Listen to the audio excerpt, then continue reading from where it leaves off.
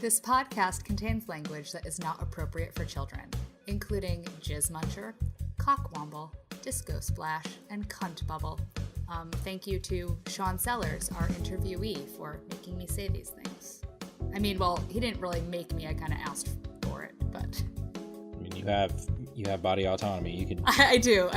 And I asked for suggestions for his favorite swear words, and I approve of all of these. I don't think disco splash is a swear word, though. Well, I took it. It was something to kind of like mellow out between cockwomble and cunt bubble. See, so and not to get nitpicky. Yeah, I feel like you need to escalate it, and then you can have a little valley in the middle, and then you want to close on cunt bubble. Yeah, but I mean, I found a good close.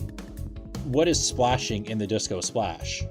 I don't know. He just said it. I didn't ask for a definition, but I will tomorrow. I will make sure I ask Shaun for a definition. Is it the disco ball, or is it or are we in a hot tub? And I think it's, is it just really spunk? Is that what we're talking about here? I don't know. That would be. I mean, I guess in the theme that he went with there, those are all. I mean, three out of the four would reference male sexual fluids. Yes. Yeah. So it's possible, or he could have gone the gender equality route and intended for disco splash to refer to a female body part. I don't know. But see, this is real skepticism right here. This is how you be a skeptic. Tonight's episode of the Science Enthusiast podcast is brought to you by the Electoral College. The Electoral College was created because the founders of our country feared a demagogue could manipulate public opinion in order to win votes. So here on the Science Enthusiast podcast, we would like to personally thank the Electoral College for being complete douche canoes and fucking up the one job that they had. Hello, and thank you for listening to the Science Enthusiast podcast. My name is Dan, and as always, I am joined by my amazing friend, Natalie. Thank you, Dan, for reading what I wrote. Thank you. And this is the spirit of the holidays. This is the holidays, Dan. And so I need feedback. Nice. I need feedback from our listeners. Did it sound like that was in all caps and bold when I said it? I don't know what bold sounds like. Because that was in all caps and bold in the Google Doc. So thank you. Thankfully and I appreciate that you didn't make it in larger font than the others, or else it would have been I don't know how to I just louder. No, I kept it tame, but it was I wanted there to be spirit and merriment to it because this is our episode before Christmas. So I thought let's be merry. Though I guess we're secular. I don't know. Fuck it. I like Christmas. Well, I mean, you can like that stuff, I guess. I mean, Christmas as we celebrate it doesn't have much to do with Jesus, either commercially or also with the fact that he was more likely born, in mid-June. Yeah. So, I mean, Yeah. And then Christians want to appropriate pagan culture and tradition and whatever. So yeah. So I usually do a God of the Week, but I'm not really doing that this week because I was thinking do I go baby Jesus? Do I go Saint Nicholas, Santa Claus, because they're just as real as each other. Really though, I guess almost Saint Nicholas might have been more real than Jesus. But anyways, I'm this weekend, okay, I did bad movie night with some friends, and we watched a movie called Saving Christmas, starring Kirk Cameron, and made by him and his just merry band of Christian filmmakers. And so what I'm hearing you say is that there was high production quality, everything was just phenomenal, the acting was great. Oh, the acting was fucking fantastic. Everything about it, I just watching it, we were all sitting there in utter amazement at how shit it was, but also that they were making these bizarre connections of God and Santa and God creating Christmas trees. And I mean, here's what I'm going to do, listeners. I am asking you to go watch Saving Christmas, starring Kirk Cameron. You're going to laugh, I promise, or else you can write me an angry email. Watch this film. It's fucking hilarious. And then our friends from the League of Nerds podcast, they are doing their Christmas special about this like cinematic train wreck.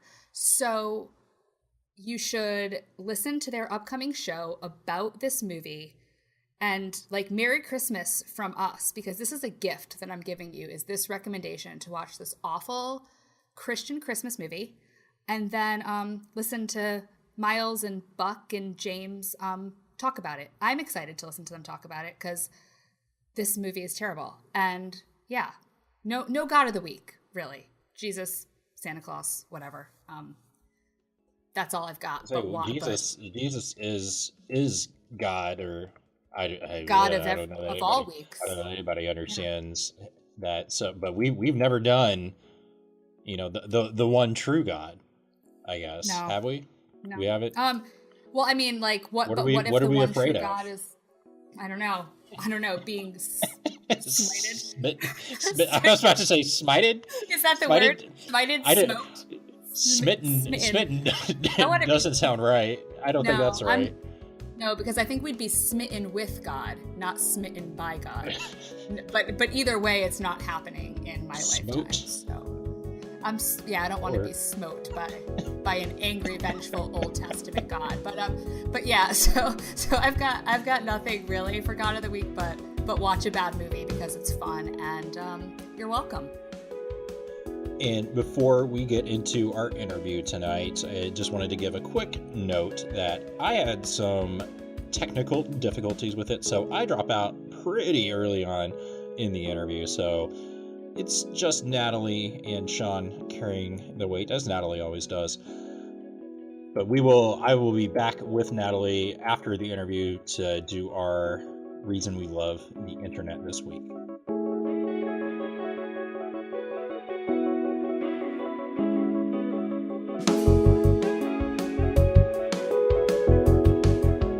This afternoon, we are thrilled to be joined by dentist, skeptic, and resident bearded hipster from the Last Tuesday Project, Shaun Sellars.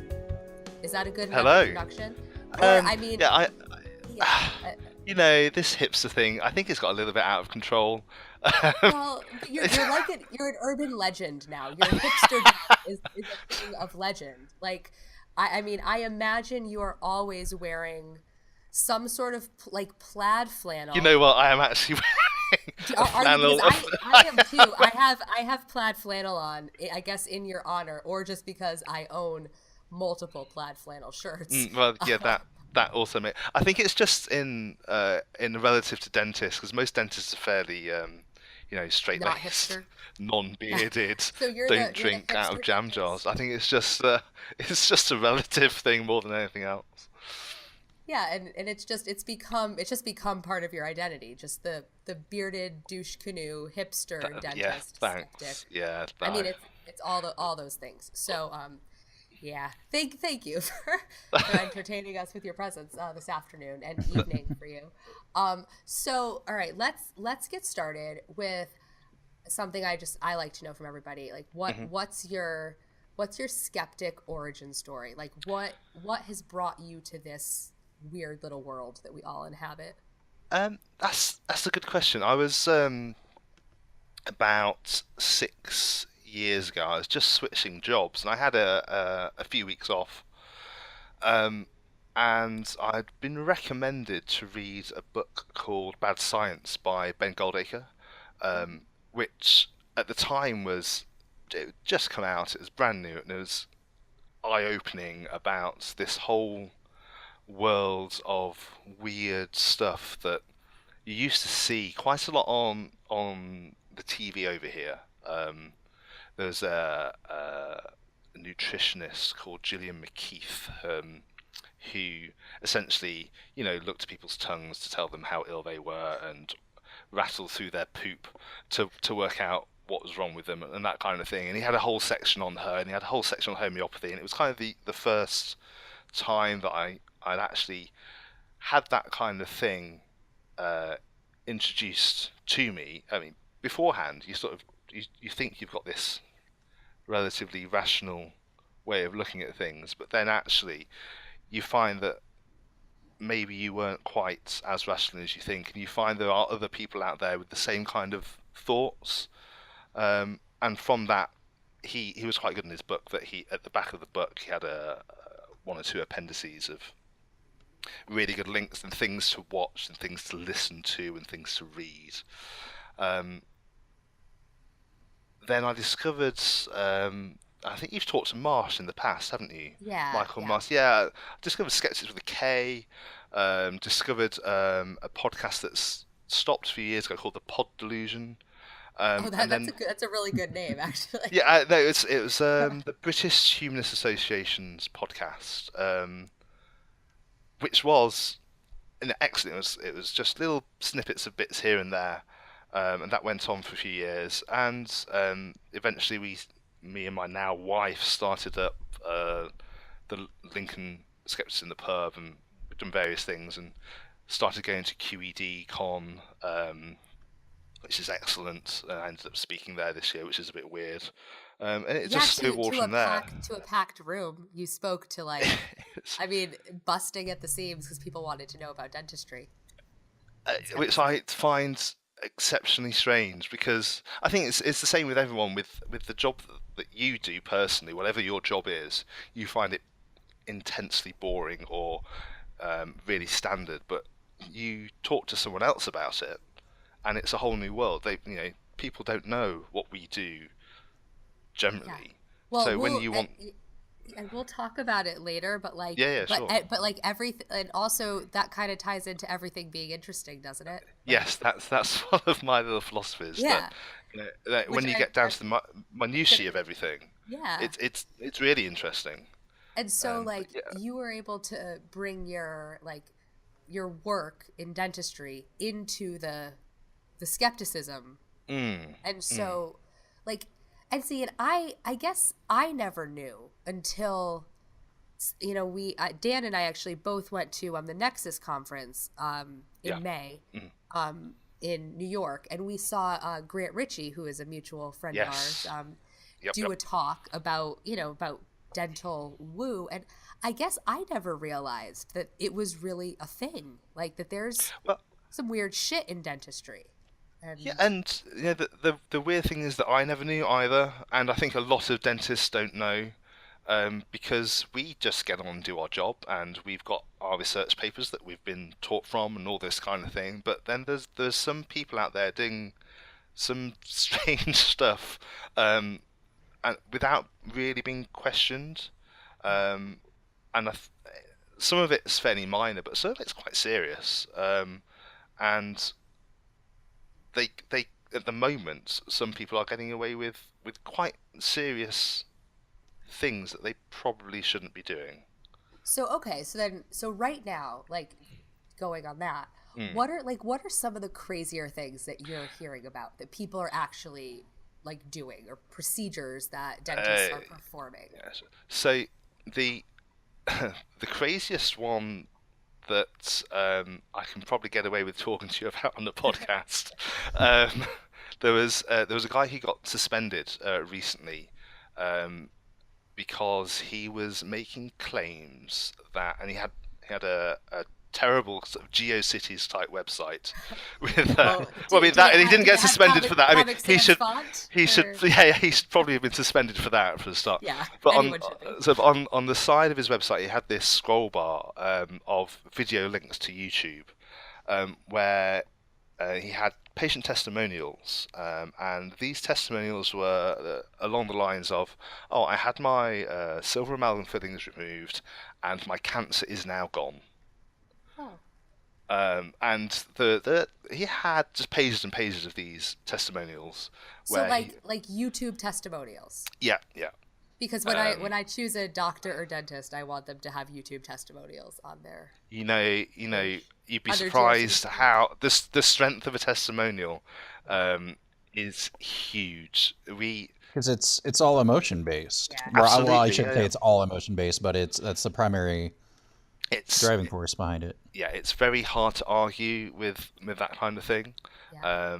And we are encouraged to gather patient testimonials for good reason, because um, you will talk about your experiences, and if I don't know what it's like over with you, but there tends to be in certain areas quite a large amount of choice of where you go to have your medicine or your dentistry done. Mm-hmm.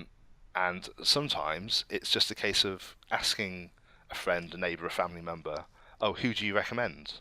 Yeah. Oh, and Oh, yeah. That's huge. It's like the word of mouth word of mouth is is, I was huge. trying to Yeah. avoid that pun, Yeah. but Well, I went there. I mean, I had to. I had to. Sorry.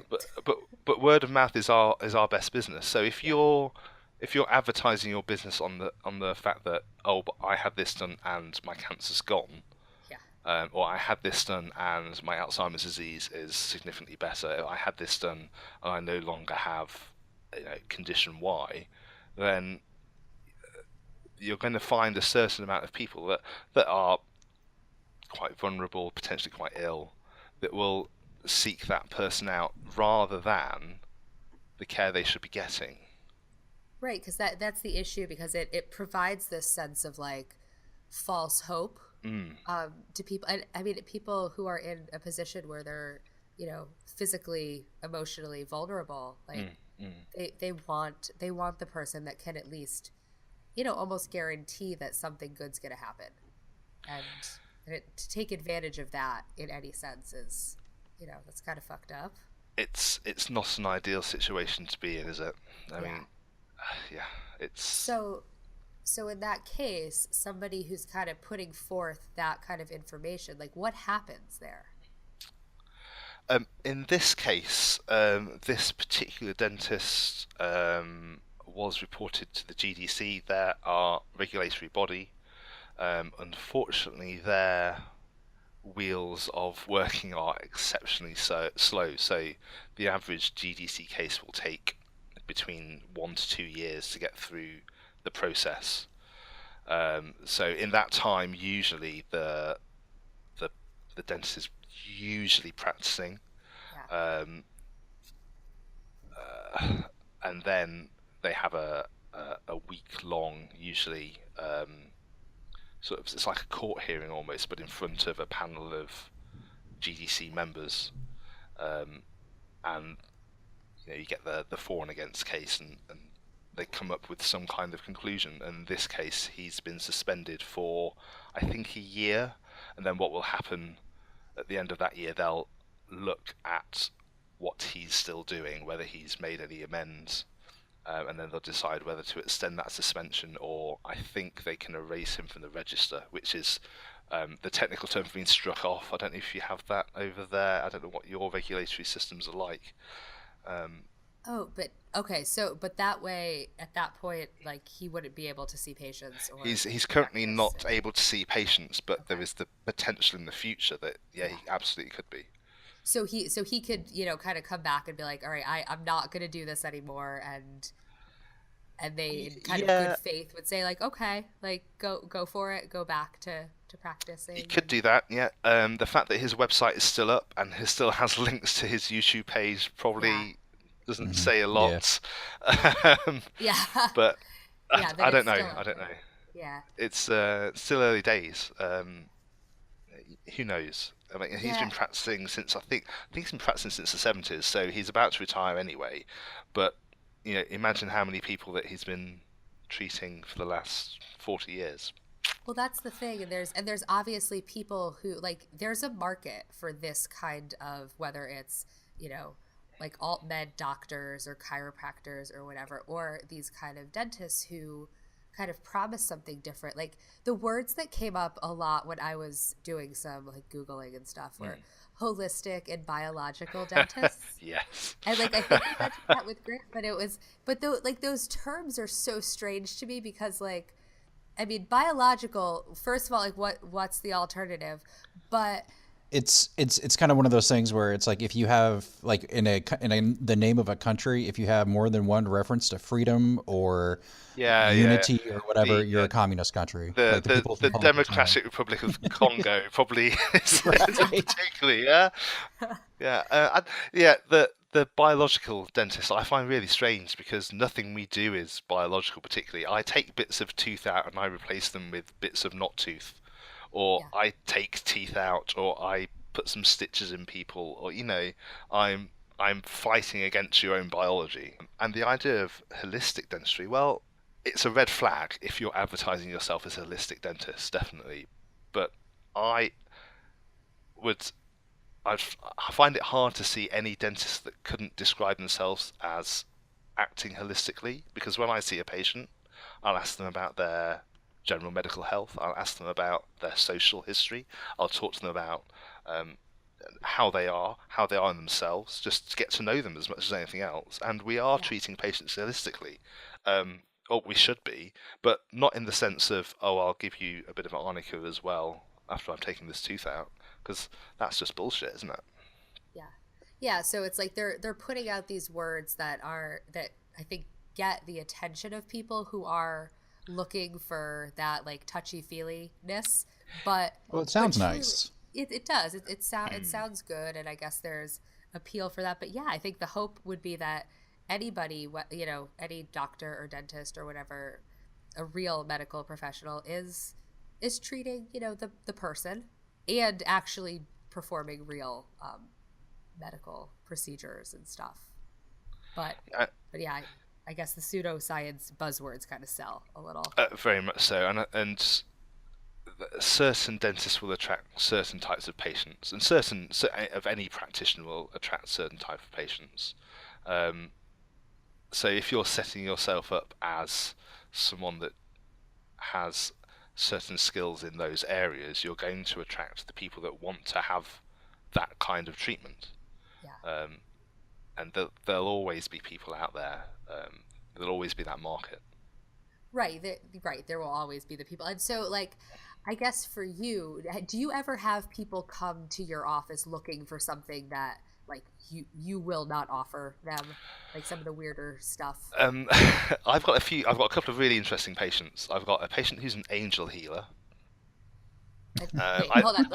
Which I think he's an angel who heals, or he heals no, that's angels. it. I think she heals people with angels. I haven't quite got into the in depth. That's special. Yeah, the last time I saw her, we always sort of skirt around the subject because I don't really want to get involved. We've only got a certain amount of time. Well, and of course she's going to bring it up too, is the other thing. Yeah, and she's very keen on having her silver fillings removed. And then I said, oh, well, yeah, I can do that, and it'll cost you this much. And then she was not so keen on having her silver fillings removed. But the last time I saw her, she was just leaving the surgery, and she said, oh, I'm going to talk at a conference this weekend. Oh, that's very interesting. What are you doing? Oh, well, we're talking about the soul. Oh, that's interesting. And she opened the door, and as she was stepping out of the door and about to close the door behind her, she said, well, yes, it's very interesting now they've proven that the soul exists, and then just closed the door. That's where mic drop is like the soul exists. Bye, doctor. And that's how you know she's wanting to have an honest conversation with you about it too. Is well, here's that. I think she probably would actually. I think we could actually sit down and have an interesting conversation about it. Whether it would be do like a Be Reasonable style episode of the last Tuesday. Yeah, I like Be Reasonable, but I had to stop listening because there were a few of them that were really. I don't know how Marsh does it. It's just he has got the patience of a saint. It's just unbelievable. He's an angel. Well, I don't know. You've met Marsh, haven't you? He's no angel. Jeez. He's no angel. You edit this, right? Yeah, we can just. we can say whatever we want to say about Marsh, and it will be left in. So other things that would be ridiculous to do in life, like, okay, oil pulling. Let's talk about that. Let's talk about other weird tooth stuff, Oil pulling. Because you actually brought some of the oil stuff to QED and had people do it. I absolutely did, and it was vile. It's like, it was disgusting watching that happen and then have to like spit it out.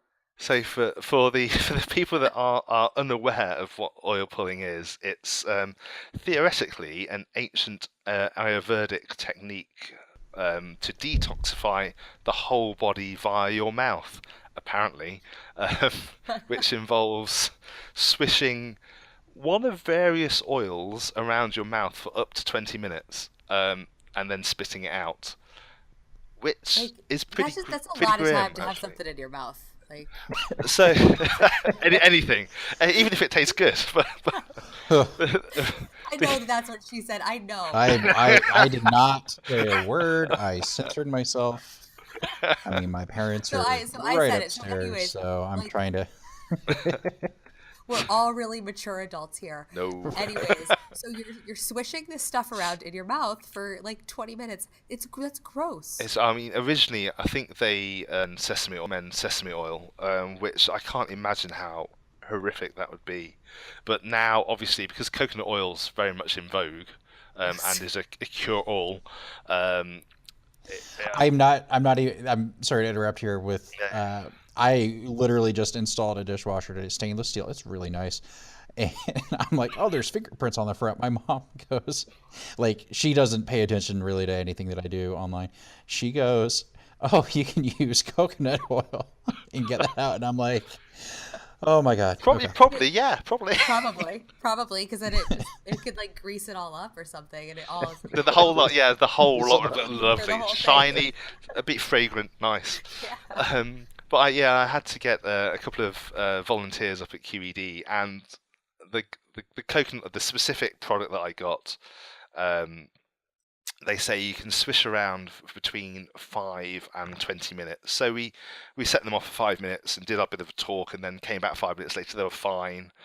So 5 minutes after that, they were done. They were both very, very done. And they spat it out into the kidney bowls we provided, and yet nothing could have been worse, I don't think. I tried it a few days before QED, and I've never, ever had anything worse in my mouth. It was absolutely vile, and doesn't do you any good, which is more important, I think. So is it supposed to like make your teeth like clean or healthy, or is it supposed to like remove toxins or something weird like that? All of the above, I think. All of it. Detox through the gums, which that if someone wants to explain a mechanism for how that's supposed to happen, I would gladly sit down and listen to you. But no, that doesn't happen. And if you imagine a few thousand years ago, if you didn't really know what you were doing, swishing a bit of oil around would probably loosen a bit of debris. And actually, you could see how that may be better than nothing. But we know better than that now. We've done the research, and we just know that it's not going to clean your teeth. It's certainly not going to make your teeth any whiter, which is what some of these people claim. And it is gross. It takes a long time. Who's got 20 minutes? Who's got 20 minutes of a morning to swish shit around your mouth? And I'm looking at the Dr. Axe, which we could do like a whole fucking episode on this asshole.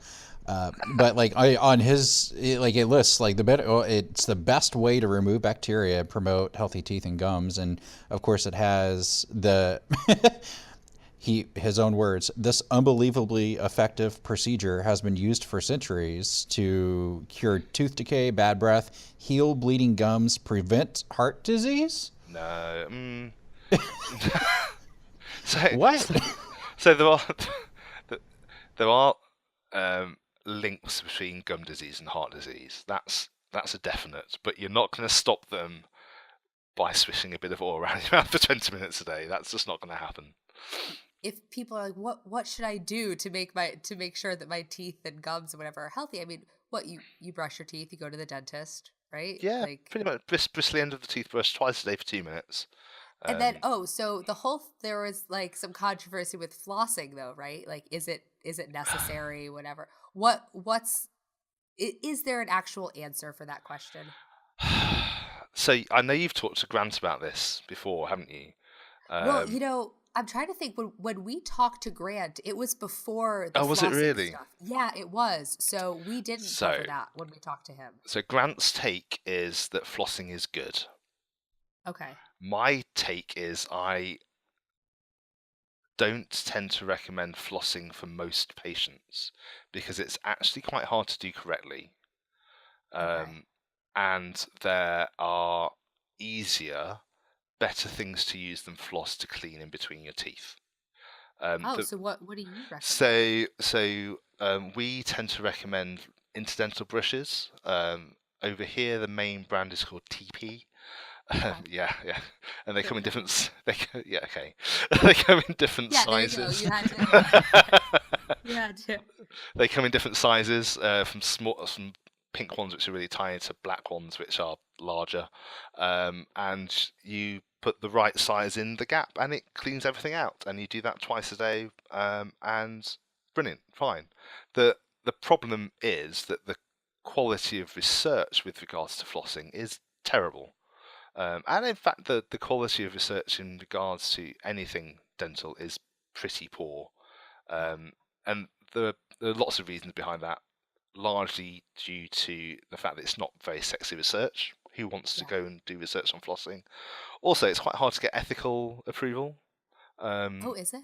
Well, yeah, if you're going to, say, follow people up for 3 years on their flossing to see what their periodontal health is like, actually asking a cohort not to do that for 3 years, which could expose them to dental problems or even periodontal problems which could lead to potential systemic health problems, you're not going to get particularly easily ethics approval for that. Back in the 70s, would have been easy, dead easy, no problem at all. But nowadays we have to do things a little bit more strictly. So actually getting good research out for that kind of thing is difficult. So it's still kind of an unknown thing. We assume that it does good things, but we are unlikely to get really good satisfactory evidence to say that it does.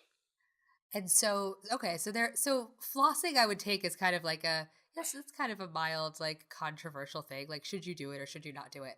Then it's like you see people going a little crazier about other things like fluoride.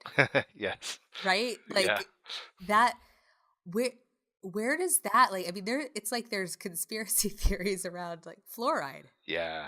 There's lots of, even in I had an argument on Facebook today with someone, a dentist. I had an argument with another dentist on Facebook earlier today because they have read a book from the 1930s by the father of holistic dentistry that says fluoride is bad for you.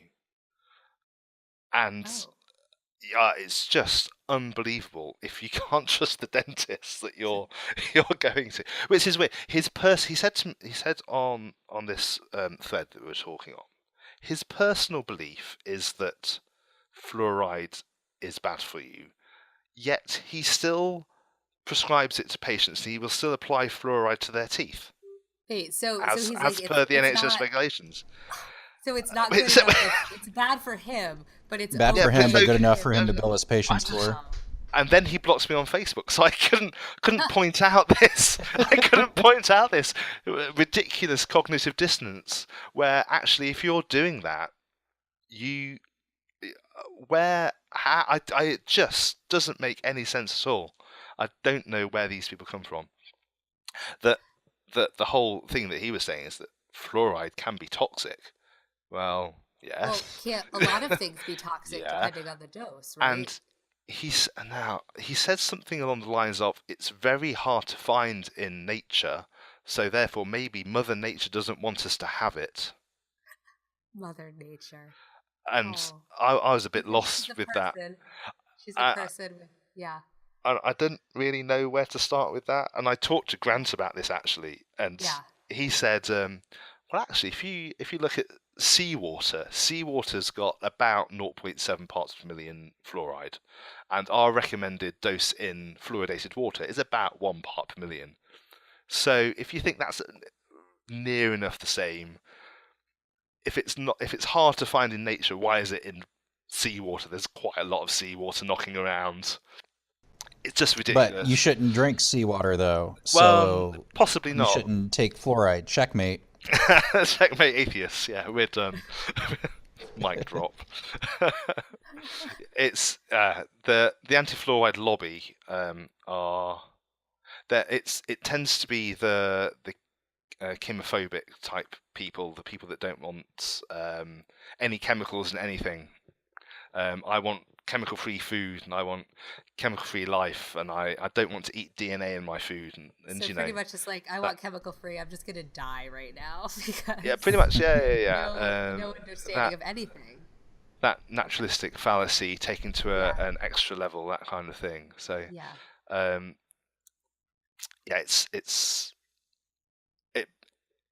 It's bad enough in the general public, but when you see it in your own profession, that makes it's a bit sad. I can see a mass medication argument for against the fluoridation of water. That's the only real argument I can see.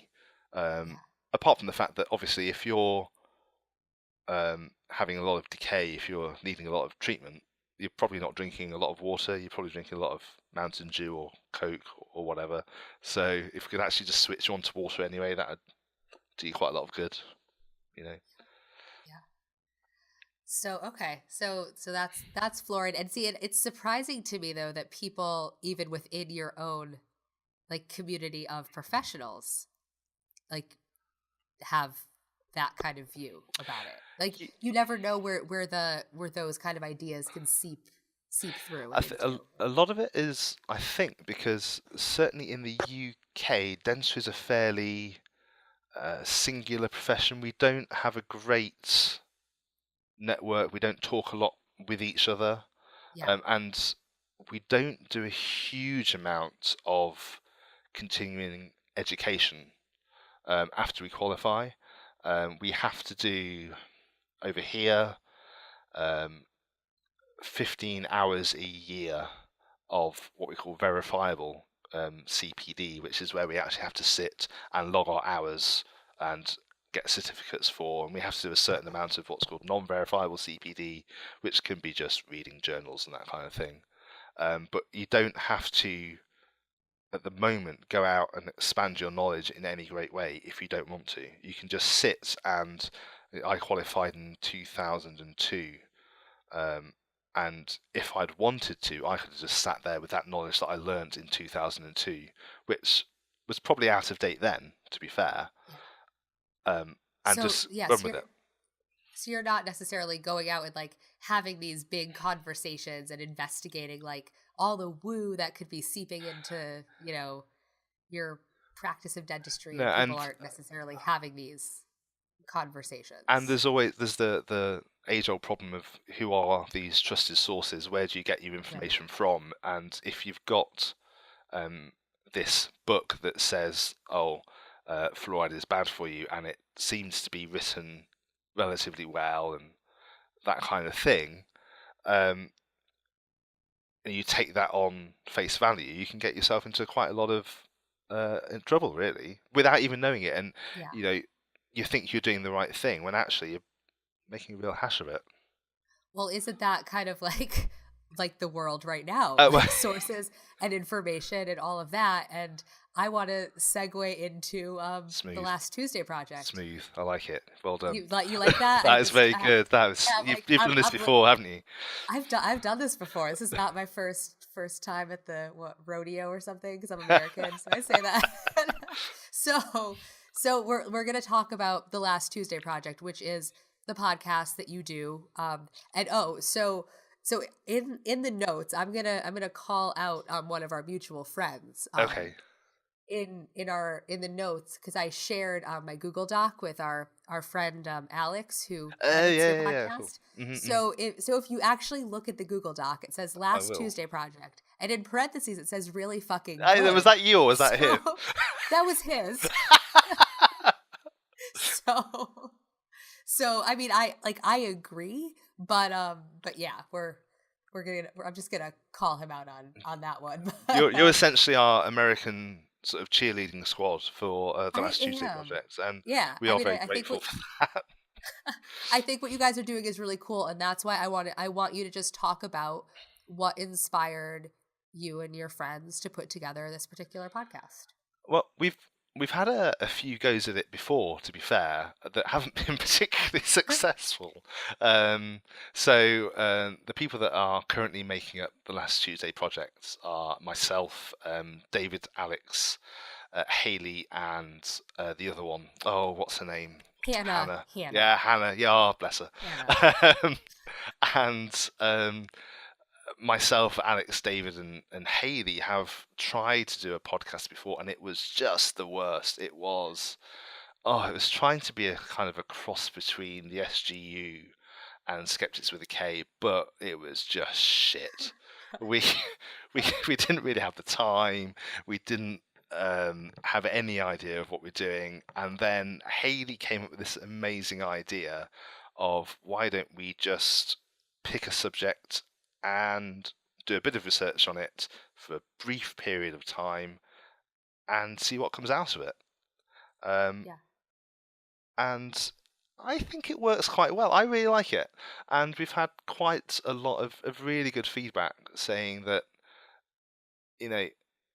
not always agreeing with the conclusions we come up with, because we know nothing. We quite honestly put our hands up and say we really don't know what we're talking about at all, as has been noted a few times. Especially, we got a few things wrong in the Trump episode, I think. Well, Trump got a lot of things wrong in life, so it's okay. But it's how we go about the process, and that's the most important thing. It's how to research your sources, and with the whole sort of fake news thing that's sort of picking up momentum recently, and in our post-Brexit world that we're currently having to come to terms with, trying to work out what is a good source and what's not such a good source is becoming more and more important. So Right. for us, it's an important process to do, and if we can sort of try and spread that idea of good critical thinking out there a bit more, then that's our bit. That's what we can do. It's the only thing we know how to do to make things better. Well, yeah, and I mean, your podcast kind of like came out of Brexit, right? Like you started, your first episode was probably not too long after. No, Brexit, we right? we all had a bit of a Brexit meltdown. Yeah. Which was Brexit was so weird, because a bit like it's the direct parallels between what's happened in America recently and Yeah. Brexit, because you talk to anyone about what Brexit is, and no one knows what they voted for. No one really understands what's going to happen. Everyone's quite uncertain, and in the lead up to the vote, the information that was being put out there wasn't just misleading, it wasn't just wrong, but it was so far the other way to the truth, and was so twisted that you don't even know where to start putting it right, because you could look at an article and you could see where the seed was, where their original idea was, but how they got to the conclusion that they were saying, you could for a 200-word article, you could write 3,000 words and still not get to the bottom of where it's gone wrong. Oh, yeah. And no one can do that. You can't do that when you've got 20, 30, 40 bits of news coming out per day that are all not only factually incorrect, but absolutely twisted to be essentially meaningless. You cannot fight against that particularly well unless you have the skills to really spot where people are going wrong. Well, and so like I feel like with both Brexit and then what happened here in America, it's like there's the issue of, not knowing what the right news source is, not knowing what's true, what's not true. And then there is also the idea of like these echo chambers that we live in, right? Oh, jeez. So Yeah, because because I feel like, and it's funny. I remember having a conversation with David shortly after Brexit, talking about echo chambers and saying, okay, I really hope that America learns from Brexit in that we need to it really did. Fucking hell, right? So I feel like I've just been in this weird place of having had that conversation, that we have to learn from this, and we have to know that even if we think Hillary is for sure going to win, everyone needs to vote, because even though our echo chamber says it's a certain thing, it doesn't matter, whatever. And then look what happened. Yeah, it's interesting that the echo chamber thing is quite interesting in that. So we had the general election a few years ago, and everyone you go on Twitter, you go on Facebook, and everyone is saying, "Oh yeah, the left party, the party of the left, are going to win." Yeah. And then the general election comes, and oh shit, that hasn't happened. So the next election rolls around, and then you're on the same Twitter and you're on the same Facebook, and all the same friends are going, "Oh yeah, it's exactly the same." And yeah, Tories come in. You're like, what the fuck's happened? Well, everyone I know has said that this is going to happen, and then it suddenly clicks. Oh, actually, maybe I'm only listening to the people that I get on with. Yeah. There's a group in Britain called Britain First, who are very right wing. They claim to be Christian. That is, by the by, really. But there was a thing that went around Facebook maybe a year ago. Click on this link to find your friends that like Britain First, then unfollow them or unfriend them. And actually, I really don't agree with that, because I don't either. No, because you're just amplifying that echo chamber. You're the only way that you're going to get a view of what's actually happening out there is by getting more than your, say, left-wing view or whatever, because we were all convinced, everyone I knew, when we were sat watching the general election results come in, or the Brexit results come in, oh yeah, it's going to be easy this way, this is going to happen. And then you are so shocked by what you think is a shock swing to the right, when actually it's been there all the time. Yeah, and obviously it's like, even though intellectually I knew obviously that it was possible. I mean, anything's possible, that Donald Trump could have won, whatever. But as the time came closer to election night and I had cast my vote early already, I think I was feeling very confident and very comfortable in my echo chamber. Yeah, and getting out of that comfort zone is really important. Yeah. And then I think it's this kind of thing, like the shock after something like that happens, it does make you realize, oh, even if sometimes it's a little bit uncomfortable, maybe step outside and just look and have a better picture of what's going on around you. But even then, getting the sources right is really tricky. So, for example, I'm a dentist, and there's dental news reported in the press fairly frequently. Yeah. Without any exception, in every single piece of media reported news about dentistry, there are a number of factual errors, absolute basic factual errors in reporting. Yeah. And I've got friends that are doctors, and they will say the same thing about medicine. And I've got friends that are lawyers and teachers and bankers. So where do you go to get good information? Because you trust your left-wing, right-wing, theoretically independent paper, but if they're making factual errors on every single piece that they report, where do you go? So you can see how Donald Trump has got some kind of momentum behind him, because he's saying, well, the mainstream media are lying to you. I don't know. I know. There's something to that obviously very easily resonates and clicks with people, and especially people who are already you know, I don't, I mean, I'm going to say the word skeptical, but not in the sense that Yeah. but like they consider themselves skeptical of everything, right? And questioning everything. Question everything. Yeah. Yeah. And yeah.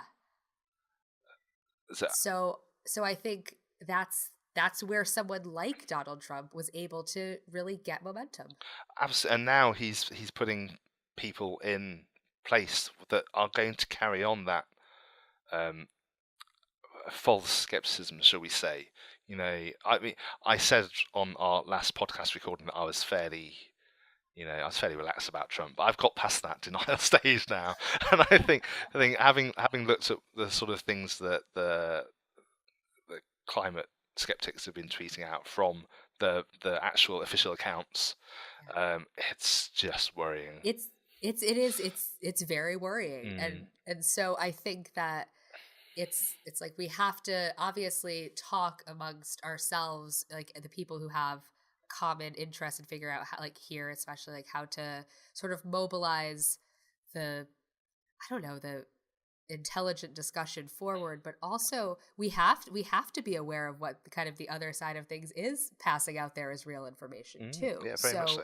we can't just be in the bubble of only like following our own friends on Twitter. It's like sometimes like you have to follow accounts that you don't agree with. Yeah, absolutely. I think because you have to know what other information is being put out there. It's difficult, like where other people are getting their worldviews from. It's difficult with things like Facebook though, because on Facebook in particular, they tailor make your news feed to show you things that you want to agree with. Yes. So you know as more and more people now are getting their news directly from sources like Facebook, it's there are going to be issues in the future, I think. Yeah, it is definitely like strange times. I think in so interesting many times. ways. Yeah. And interesting times. And you just gave me another segue, Shaun.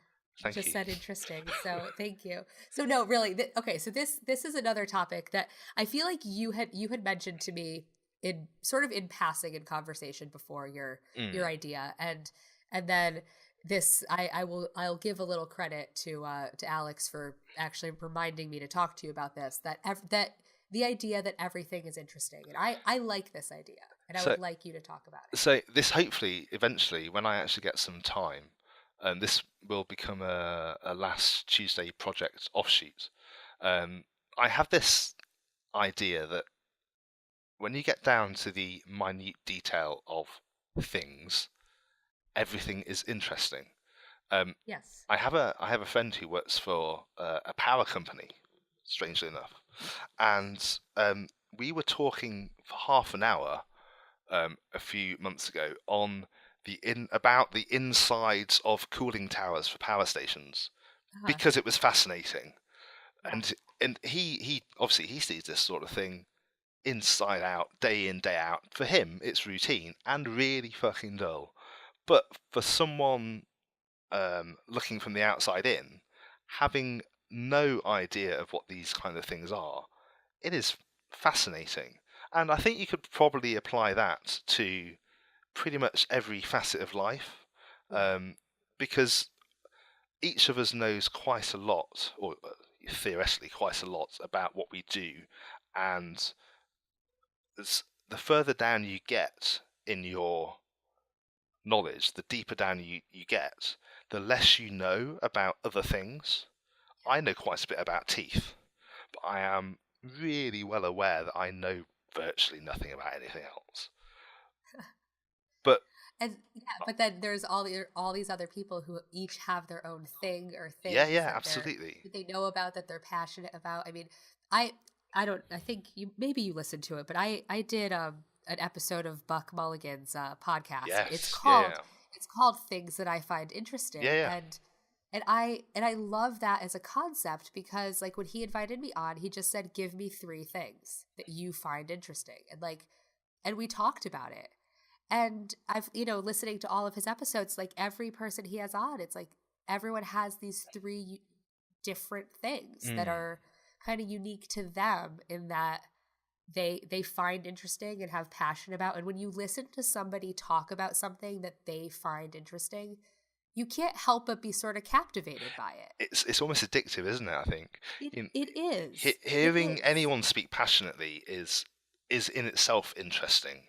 Yes. But when they are knowledgeable about a subject as well, it just you can't turn away, because if they're speaking well about a subject they have a good depth of knowledge about, whether you know nothing about it or not. When I went to see my first QED, their sort of headline speaker was Lawrence Krauss. He just released A Universe from Nothing, I think it's called. Oh yes, yeah. And everyone sat there in stony silence because it was so over everyone's head. But it was amazing because he was so passionate about this theoretical physics that he was doing.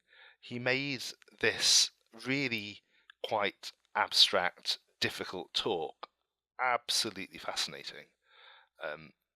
And I think everyone could do that. Everyone could have something that they could talk about in that much detail. Well, and isn't that like empowering for people too, to sort of be told you have something that you're passionate about that matters too.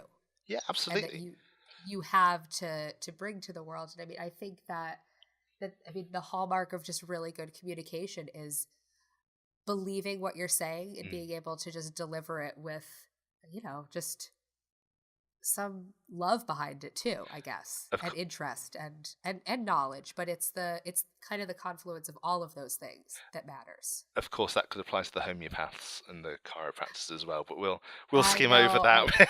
I know. But then that goes back to knowing how to spot bullshit. Absolutely, yeah.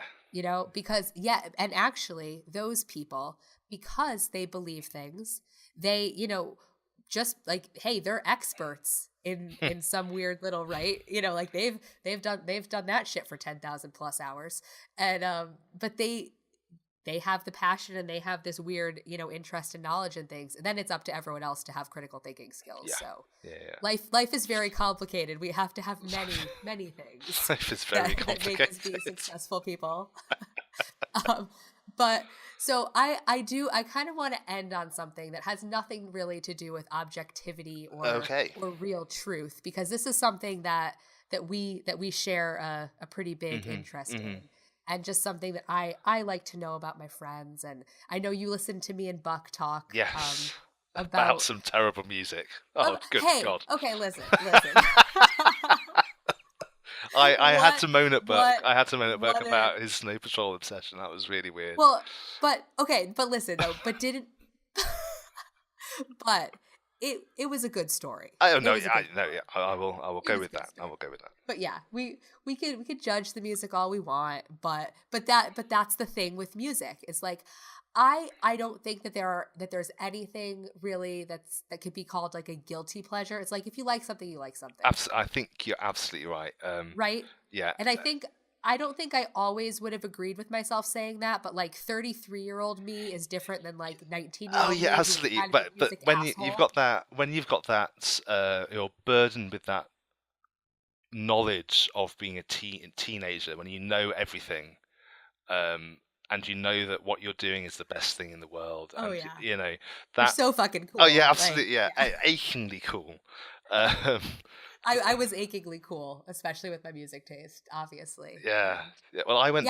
Yeah. When I was going to university, I was still in that achingly cool music phase, and everyone else that I went to university with was coming from a very strict public school background, and I ended up moving in with one of my housemates was a very, very, and I mean really posh guy.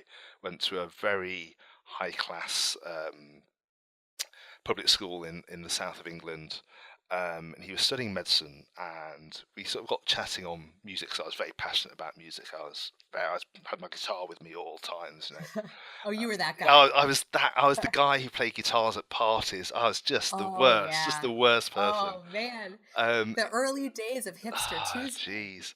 And Simon, what music do you like? Well, I'm quite partial to a bit of ZZ Top, and he just what. No. What? No, just go away. Sorry, you're gonna ask me a question then. Yeah. No, so but really though, like guilty pleasures, I think as like, grown-ups, you like what you like. There's a different like moment in time for different things. Very much so. But all right, so a couple questions. Go. Smiths or Pulp? Smiths, obviously. Jeez, you know. I don't even why you even asked me that question. For God's sake, officially. Why did you even ask me that? Because I had to. All right. What is your favorite album of all time? Okay, Shaun? so I've been thinking about this since you put it on the sort of pre-episode list, and I don't think that if you love music, you can have a favorite album. Oh. I know that's a bit copy out, isn't it? No, I think I agree with you. Because I have a favourite Smiths album, I have a favourite Suede album, a favourite Metallica album, I've got a favourite Bowie album, but I don't think I've got a favourite album at all. Yeah. That's very interesting that you say that, because after I did the episode with Buck, and I had picked obviously a favorite album for that episode, and I picked the Weaker Thans. Just a couple days after, I was listening to Tallahassee by the Mountain Goats, and as I was listening to it, I was like, oh, I might have picked the wrong album. Yeah, exactly, and it just changes constantly. It changes constantly, and then I have a running list of albums that are great from start to finish. Like I call those like the best complete albums. I put like Neutral Milk Hotel on there because that's a complete album, or like Beach Boys' Pet Sounds. You know what? I like Oasis. What's the Story? Morning Glory. From start to finish. I do. I always think of that as half a good album. Oh, see, I like it from the beginning all the way to Champagne Supernova. Yeah, I do, and I confirmed that recently because I listened to it in the car in its entirety driving up to Connecticut. But yeah, like I think that I agree that favorite album is maybe not a real thing. If you like a certain band, then and you play that album to death, then fine, no problem at all. But if you just like music, and I also think that there is good music to be had in every genre. You know. Oh, absolutely. Just because I was brought up on Britpop and indie, and my dad used to listen to Status Quo and Queen when I was young, and and you can look back and you can think, well, actually, throughout all of that, there is good music in everything. And just because I was brought up on guitar music doesn't mean that I now just solely listen to that. I will listen to a huge range of music, as much as I can, as much as I can have the time to. And I think there's still something that's just so amazing about finding something new.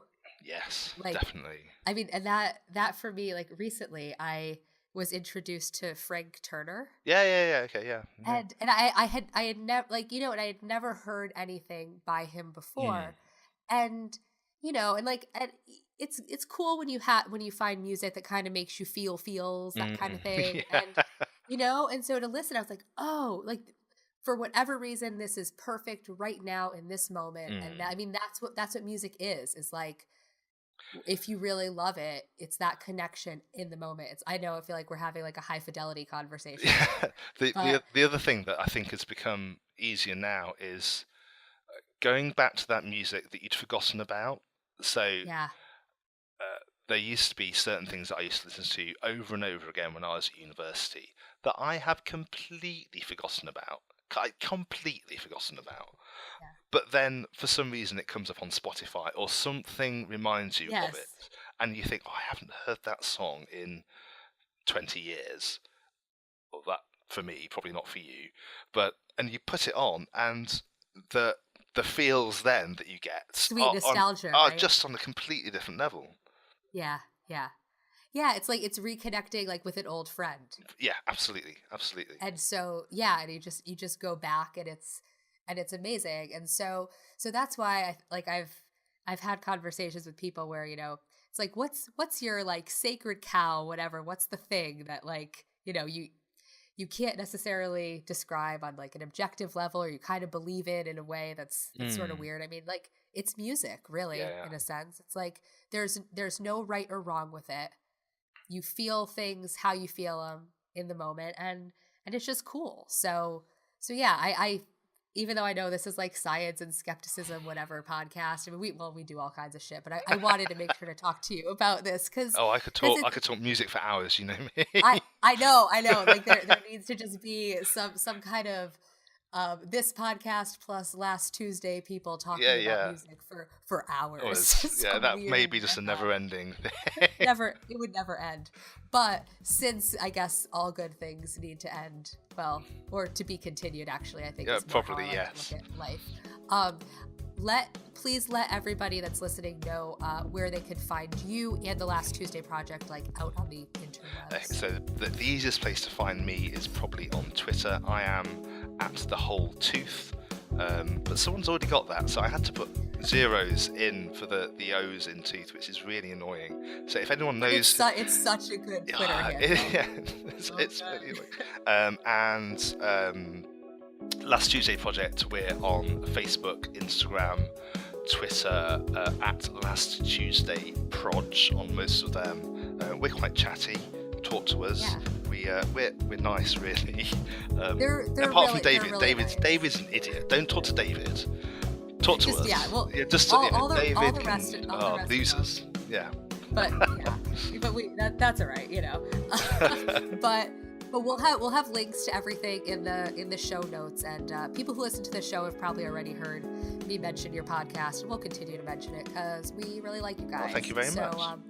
So you're the first victim of the Last Tuesday Project to be on this show. I will warn them and give them tips on how to fight off your in-depth questioning. It's really bad. So just tell them it's going to be terrible, and they can brace themselves for just how bad. I'll set them up for a fall. Yeah. Oh, totally. Well, thank you so much. Thank you. And we'll do this again sometime. Absolutely, definitely.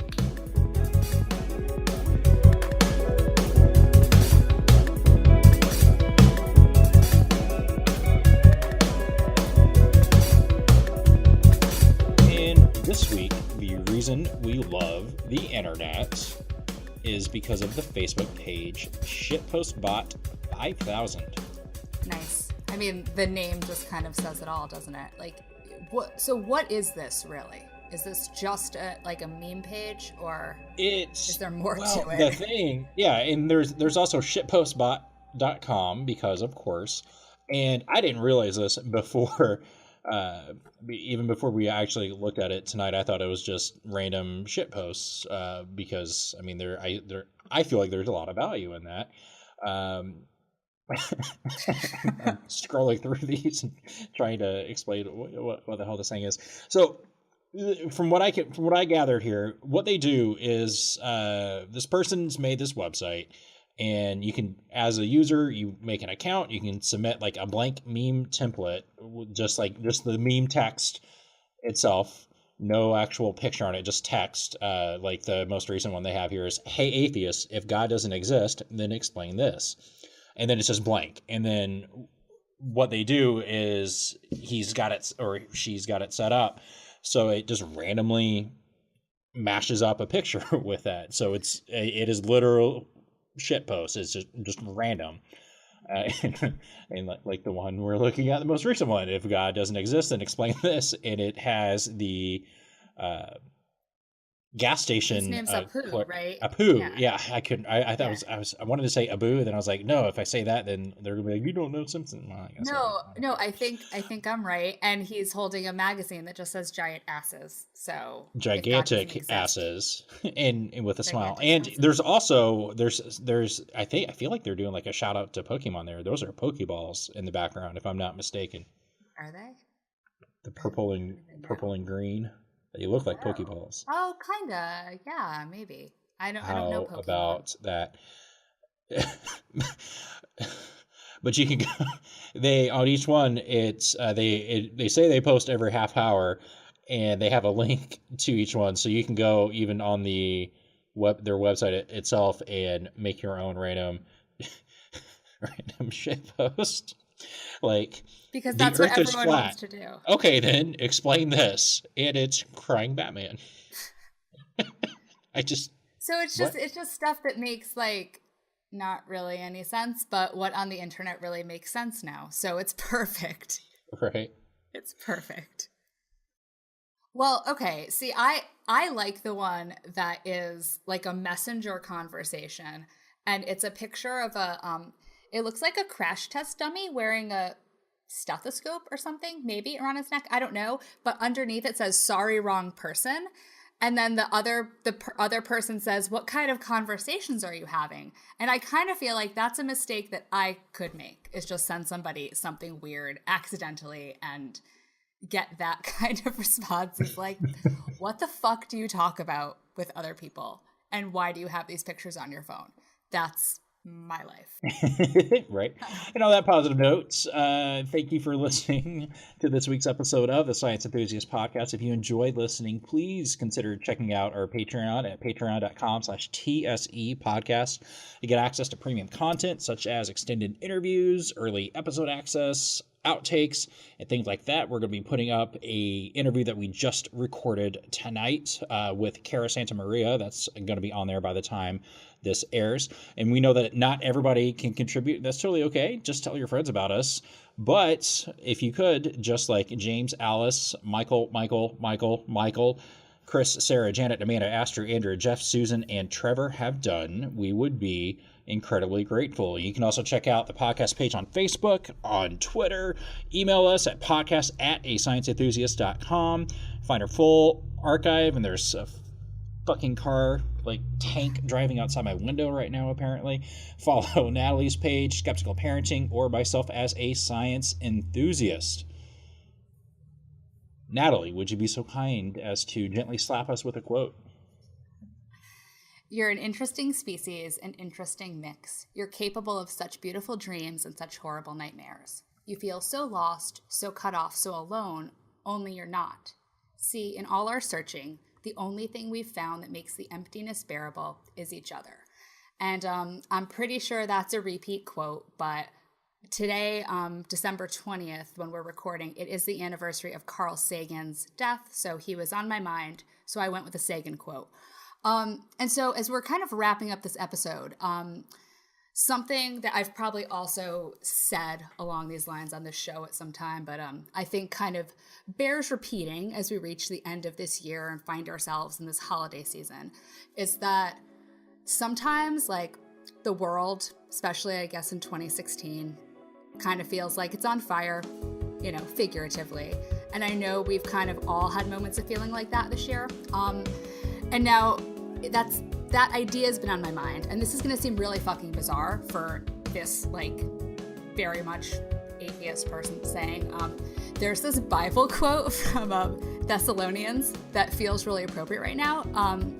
It said, examine everything carefully, hold fast to that which is good.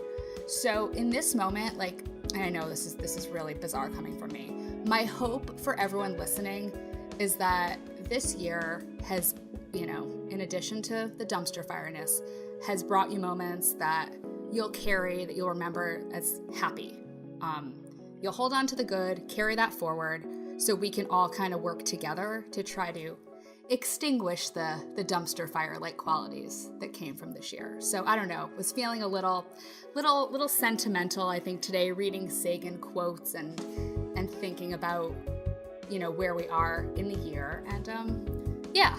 And so on that note, we'll be back next week with a discussion about cannibalism with James Williams and Buck Mulligan. So there's a segue for you.